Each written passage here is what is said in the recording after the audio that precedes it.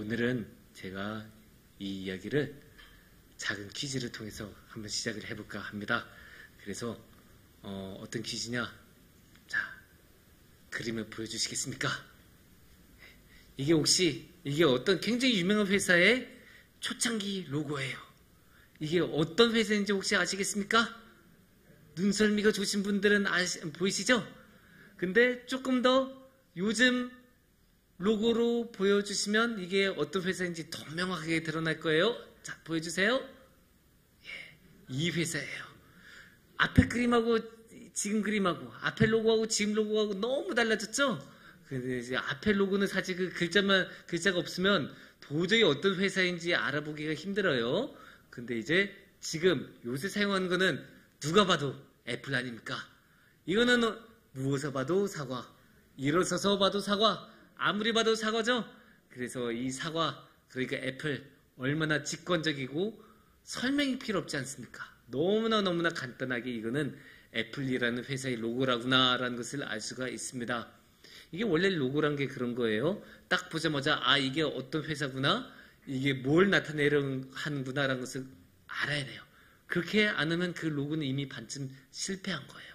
그래서 로고는 딱 보자마자 그거, 애플, 현대, 삼성, 딱 그렇게 보자마자 알 수 있게 만들어야 그게 로고로서 적당한 제대로 된 기능을 한다고 할 수가 있습니다. 우리 신앙에서도 그런 로고가 있다고 하시죠. 물론 우리 기독교에는 로고라고 말하기는 좀 그렇지만 우리 기독교에도 기독교를 대표할 수 있는 상징물이 있습니다. 그 상징물은 무엇일까요? 예, 다들 아시죠? 그러니까 우리도 여기에 걸려있죠? 그래서 우리도 저기 딱 걸려있는 십자가가 우리 교회, 우리 기독교의 상징물이라고 할 수 있습니다. 이거는 믿지 않는 사람들도 저걸 보면 교회겠거니 생각을 해요.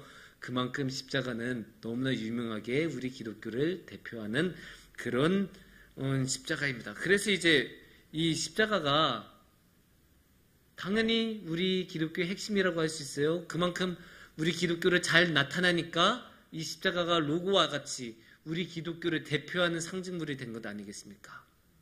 만약에 우리 기독교를 잘 나타내지 않았다면 그러면 십자가가 우리의 상징물이 되지 않았겠죠. 그런 거를 생각하면 이 십자가는 우리 기독교의 핵심을 담고 있습니다. 그래서 이 십자가를 잘 알면 그만큼 우리 기독교도 잘 알 수 있다. 이렇게 생각을 할 수 있을 것 같습니다. 그래서 오늘 이 시간에는 십자가에 대해서 함께 나누고 생각해보는 시간을 갖도록 하겠습니다. 그런데 우리가 이 십자가가 참 묘합니다. 이 십자가가 중요하고 우리 기독교의 핵심이란 것 모르는 분들 여기서 아무도 없을 거예요. 당연히 십자가는 너무나 중요하고 당연히 십자가는 우리 신앙의 핵심입니다. 그런데 이 십자가에는 굉장히 묘한 모습이 있어요. 한편으로 십자가는 굉장히 우리가 항상 끔찍하고 힘들고 어렵고 부정적인 것이라고 말하잖아요. 거기서 예수님이 얼마나 끔찍한 고통을 당하시면서 죽으셨는데 라고 우리가 항상 그렇게 이야기하는데 또 다른 한편 우리가 항상 말하는 게 있어요. 십자가가 은혜입니다. 십자가가 능력입니다. 우리는 우리 십자가를 지고 따라가야 합니다. 그렇게 말하잖아요. 사실 이게 두 개가 안 맞아요. 하나는 굉장히 부정적으로 이야기하고 하나는 굉장히 긍정적으로 이야기합니다. 십자가가 가장 끔찍한 것이라고 이야기하면서도 십자가가 가장 은혜라고 이야기해요. 사실 이게 안 맞잖아요. 은혜면 은혜고 끔찍한 거면 끔찍한 거고 끔찍한 거면 끔찍한 거고 은혜면 은혜인데 사실 은혜는 끔찍한 게 아니고 끔찍한 건 은혜가 아니에요. 둘은 사실 안 맞아요. 그런데도 우리는 십자가를 보면서 둘 다 이야기하잖아요.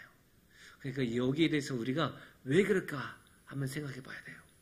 근데 중요한 거는 그 둘 중 하나도 어느 하나도 거짓이 아니에요. 둘 다 맞아요. 성경에서도 이야기해요. 그러니까 일단 우리가 십자가의 끔찍함, 십자가의 고난에 대해서 이야기하자면 성경에서 너무나 많이 나오지만 가장 대표적으로 마가복음 15장 34절을 말을 할 수 있을 것입니다. 제9시에 예수께서 크게 소리 지르시되 엘리 엘리 라마 사박다니 하시니 이를 번역하면 나의 하나님 어찌하여 나를 버리셨나이까 하는 뜻이라. 이 말을 누가 하셨다고요? 예수께서 크게 소리 지르시래. 근데 뭐라고 크게 소리 지르셨다고요? 나의 하나님, 왜 나를 버리셨습니까?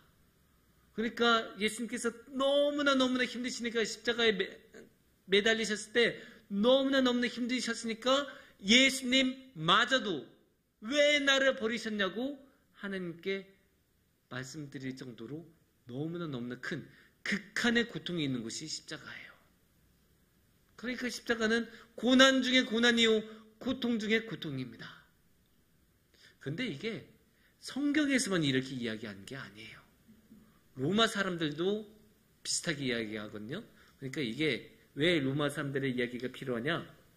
우리끼리만 그렇게 이야기한 게 아니에요. 예수님을 믿는 사람들만 예수님이 십자가에 달렸으니까 그래 예수님이 가장 심한 고통 당하셨지 하면서 우리끼리만 이렇게 호들갑 떨면서 십자가가 너무나 힘든 거예요. 그렇게 하는 게 아니라 당시에 그 시대에 살아가던 로마 사람들도, 그러니까 예수님을 믿지 않던 사람들도, 그냥 일반 사람들도, 비기독교인들도 십자가에 대해서는 똑같이 생각했다는 거예요. 뭐라고 생각했냐? 로마 제국 시대에는 뭐 요즘처럼 인권이 그렇게 보장되던 시대는 아니잖아요. 그러니까 뭐가 많았을까요? 사형이 굉장히 많았어요. 그래서 이 사형에 대해서도 방법이 굉장히 다양했는데, 그러면 이 사람들이 줄 지을 수 있잖아요.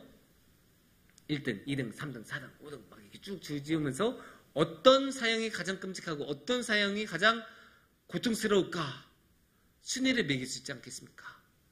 거기서 3등이 참수형 아니면 그 동물들한테 싸나운 맹수한테 잡아먹히는 게 3등이에요. 2등이 화형이에요. 1등이 십자가예요. 아니 우리가 1등은 그렇다 쳤고 화형 얼마나 끔찍해요. 사람이 느낄 수 있는 고통 중에서 가장 끔찍한 게 불타서 얻는 상처라고 해요. 그리고 맹수한테 잡아먹힌다는 거 생각만 해도 너무 끔찍하지 않습니까? 우리가 이제 옛날 그 영화들 뭐 쿠어바디스 같은 영화들 보면 막 원형 경기장에서 맹수 풀어놓고 그러면 맹수들이 막 사람들 쫓아가서 막 잡아먹고 그러잖아요. 근데 그 잡아먹는 게 그건 인권에서 완전 100km 떨어진 이야기잖아요. 너무 끔찍하게 그냥 잡아먹고 그거 보고 희희낙낙 거리면서 웃고 막 그런 게 이제 맹수한테 잡아먹히는 형벌인데, 그런 형벌들보다도 더 위에 더 끔찍하다는 게 그런 것들마저도 제치고 1등한 게 십자가래요. 왜 그럴까요? 일단 십자가 자체가 너무나 고통스러워요. 우리가 그냥 당장만 생각해도 쉽게 할 수 있잖아요. 손에 못이 박히든 매달리든 하여튼 십자가 이게 매달려 있는 것 자체가 너무나 큰 고통이에요. 그런데 중요한 거는 죽음에 이르기까지 시간이 이게 엄청 오래 걸린다는 거예요. 화형이나 맹수한테 잡아먹힌 거에 비해서 십자가에서는 너무나 오래 긴 시간 동안 고통을 당하다가 죽는 거예요. 그래서 오히려 참수형은 자비로운 형벌이다라고까지 말이 있어요. 왜냐? 참수형은 그냥 단숨에 한 번에 그냥 해서 사형이 집행이 되잖아요. 하지만 십자가는 안 그래요. 그냥 예수님 같은 경우는 굉장히 짧게 끝냈는데 옛날 기록을 보면 길면 2주씩이나 십자가에 매달려 있었다고 해요. 2주씩이나 십자가에 이렇게 매달려 있었으면 그게 그 고통이 얼마나 심했겠습니까? 그러니까 이 십자가의 고통이 가장 심하다라고 하는 거예요. 근데 이게 십자가가 거기에 끝나지 않아요. 그렇게 끝나지 않아요. 다른 면이 있어요. 이 십자가에는 사회적인 죽음이라는 측면도 있어요. 그러니까 그냥 죽는 게 아니라 치욕스럽게 죽는 거예요. 십자가는 기본적으로 공개 처형이에요. 그냥 사람들이 딱 이렇게 모여서 집행인들만 모여서 딱 처형하고 끝난 게 아니고 성문 밖에서 누구나 왔다 갔다 하면서 볼 수 있는 곳에 십자가 딱 하고 거기다가 사람을 매달아서 죽이는 거예요. 공개 처형. 누구나 볼 수 있게. 그런데 누구나 볼 수 있는데 어떤 상황이에요? 나체로 매달리잖아요. 아니 그 옷 벗고 있는 게 남들 앞에 옷 벗는 게 얼마나 치욕스러워요? 근데 그 상황에서 매달려요. 그리고 그렇게 매달려서 며칠이고 십자가에 매달려 있으면 그 시신이 제대로 온전히 남지 않은 경우도 굉장히 많아요. 왜냐면 들짐승이 오기도 하고 날짐승이 오기도 하고 그래서 끔찍한 일이 벌어집니다. 근데 로마 사람들이 당시에 가장 큰 불명예로 여겼던 게 뭐냐? 장례를 제대로 치르지 않은 거예요. 시신을 제대로 수습해서 장례를 치르지 않고 그냥 아무렇게나 시신을 방관하고 내버려두는 것. 이게 최고의 불명예였거든요. 근데 그 불명예가 십자가에서 일어나잖아요. 그냥 저기서 죽게 내버려두고 뭐 그 관리가 매일 가서 이렇게 죽었나 안 죽었나 보겠어요? 그냥 뭐 하루 아니면 3일에 한 번 가서 성곽받고 이제 죽었나고 그때 내릴 거 아니에요? 그러면 이제 어떻게 돼요? 뭐 그 동안에 며칠 동안에 시신도 부패하고 많이 훼손되고 그럴 것 아니에요. 그런 불명예까지 있는 게 십자가예요. 그러니까 이 십자가는 끔찍할 수밖에 없어요.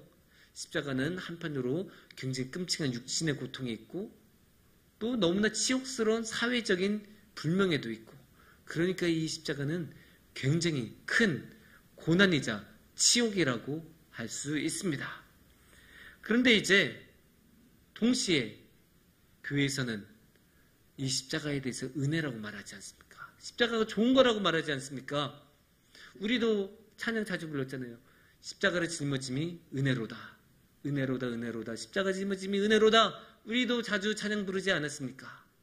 그래서 교회만이 아니고 성경도 그래요. 성경에서도 십자가를 가르쳐야 하는 것이라고 말해요. 대표적으로 어디서 나오냐면 고린도전서 2장 2절을 보면 이렇게 말씀하십니다.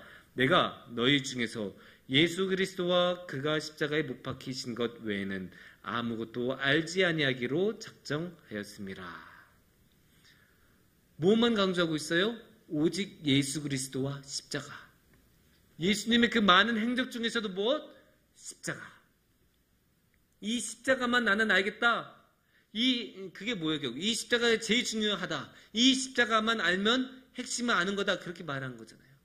근데 만약에 앞서 말한 것처럼 이 십자가가 그렇게 끔찍하고 치욕스럽고 고난이기만 하다면 이렇게 전해야 되는, 알아야 하는 유일한 것이라고 말하겠습니까? 그럴 리가 없죠. 만약에 정말로 부정적이기만 하다면 그렇다면 쉬쉬하고 덮어놓고 아무도 모르게 예수님 사실 십자가에서 죽으신 게 아니야. 그런 식으로 이야기를 했었겠죠. 하지만 바울은 분명하게 이야기해요. 나는 이것만 알겠다. 나한테 이게 제일 중요하다. 나한테 십자가보다 더 중요한 건 없다. 그렇게 선언을 합니다. 그리고 한 수 더 떠서 성경에서는 특히 요한복음에서는 십자가가 영광이라고 합니다. 요한복음 13장 31절을 보시면 이렇게 말씀하십니다. 그가 나간 후에 예수께서 이르시되 지금 인자가 영광을 받았고 하나님도 인자로 말미암아 영광을 받으셨도다. 여기서 그가는 가룟 유다예요. 여기서 인자는 예수님을 말하는 거고요. 그러면 어떻게 돼요?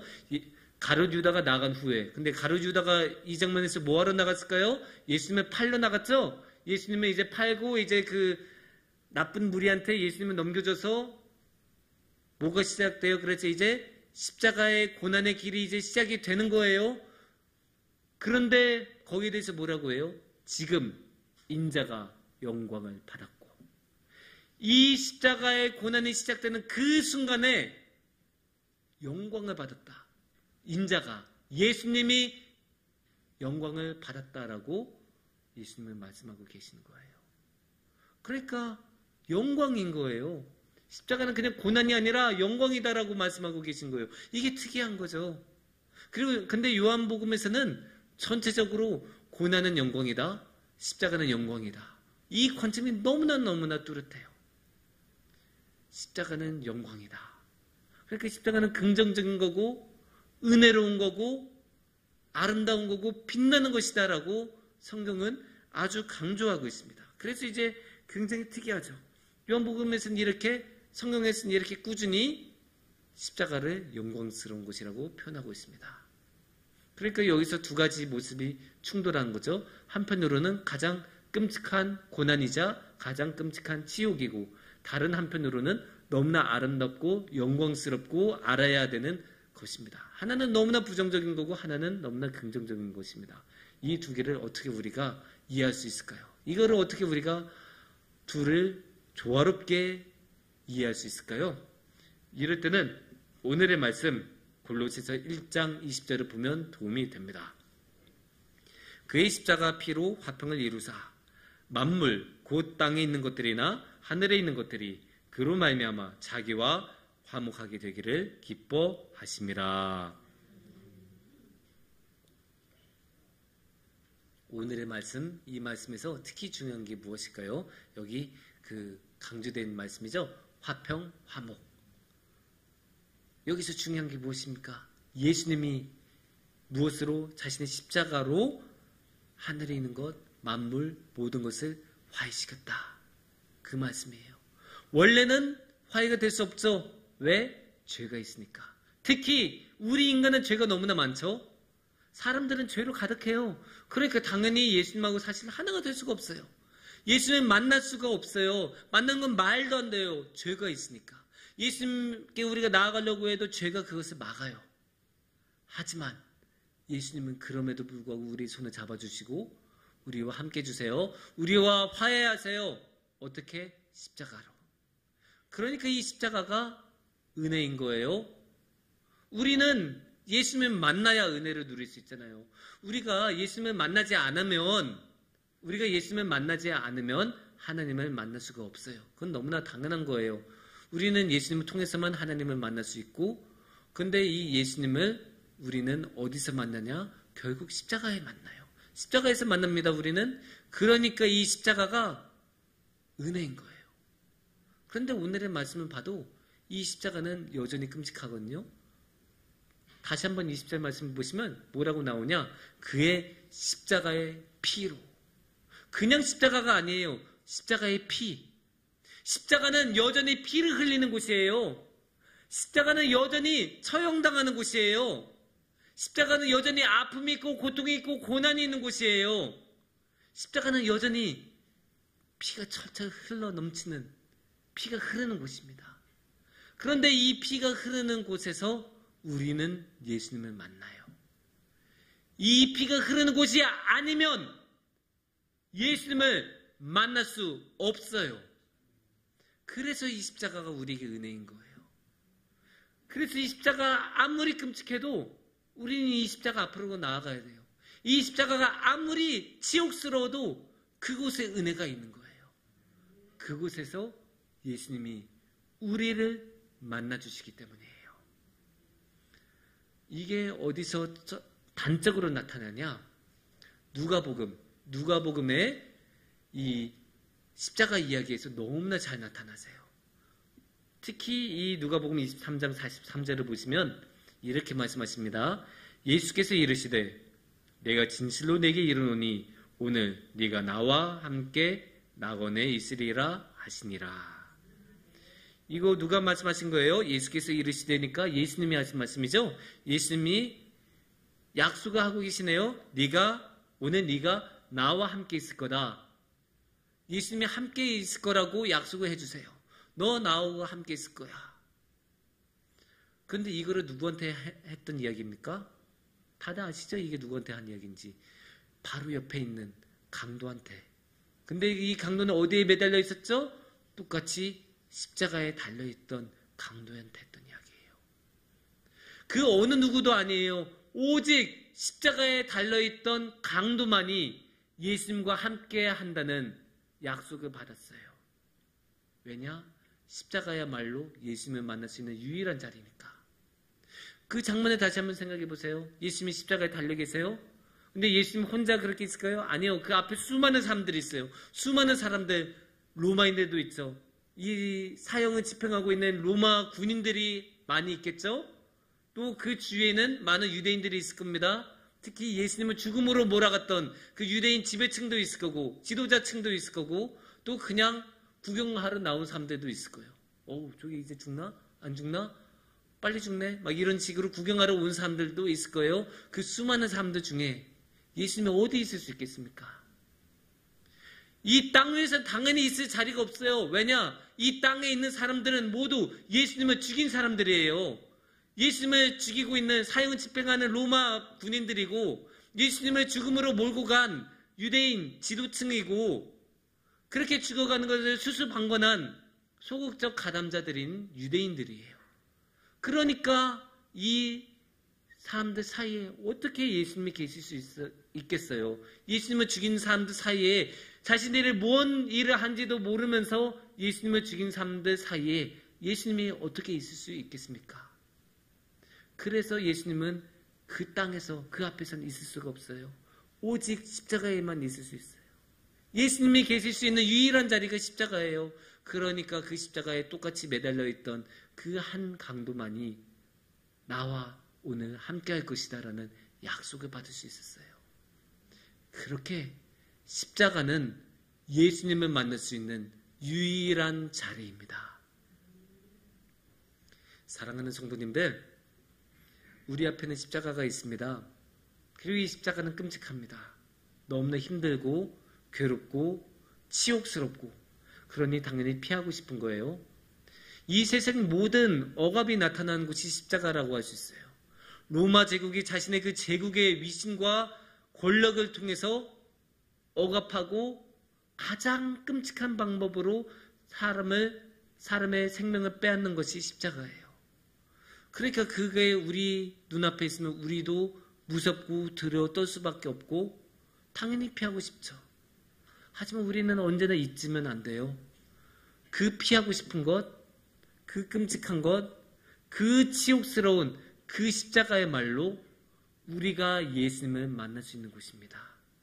그래서 십자가가 아무리 끔찍하고 치욕스러워도 우리에게는 은혜입니다. 그 은혜를 잃지 않고 잊지 않으시고 그 은혜를 누리면서 주님과 함께하는 우리 성도님들이 되시기를 축원합니다. 함께 기도하겠습니다.